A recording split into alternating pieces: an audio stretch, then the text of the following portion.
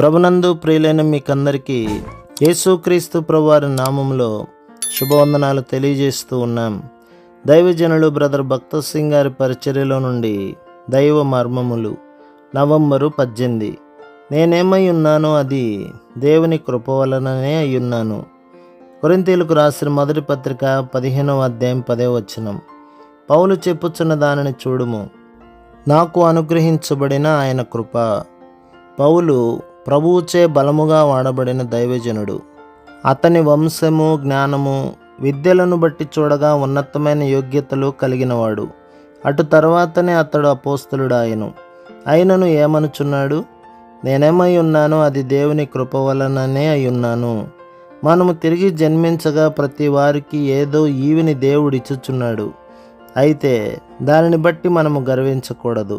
విద్యావంతులు కూడా ఈ దినములలో నోరు తెరిచి యేసుక్రీస్తు గురించి ధైర్యముతో చెప్పరు.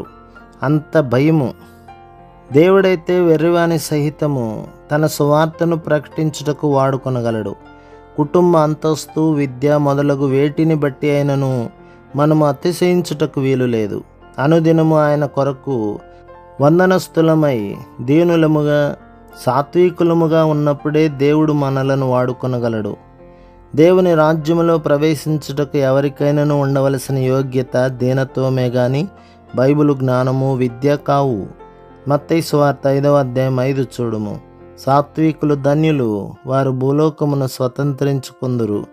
ఈ స్వాస్థ్యము మన వంశము, మన ఆరోగ్యము, మన విద్యలపై ఆధారపడి ఉండలేదు.